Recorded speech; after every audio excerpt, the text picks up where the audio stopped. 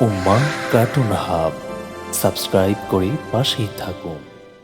সকালের নরম রোদে মাদ্রাসার পোর্চের কাছে প্রিয় বিড়ালরা। হঠাৎ মিনু জঙ্গলের দিকে দৌড় দিল। আহমাদ অবাক হয়ে বলল, এই মিনু দাঁড়াও। কৌতূহল নিয়ে সেও পেছনে ছুটল। হঠাৎ তাদের সামনে এলো একটি ছোট খরগোশ। সে কাঁদছে।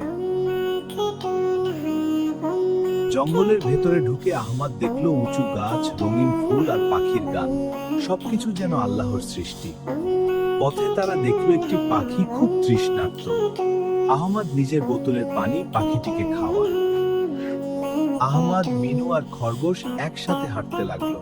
কিছু দূর যেতেই খরগোশ তার নিরাপদ গুহা পেয়ে গেল। দুজন একসাথে দোয়া পড়ে বাড়ির পথে রওনা দিল।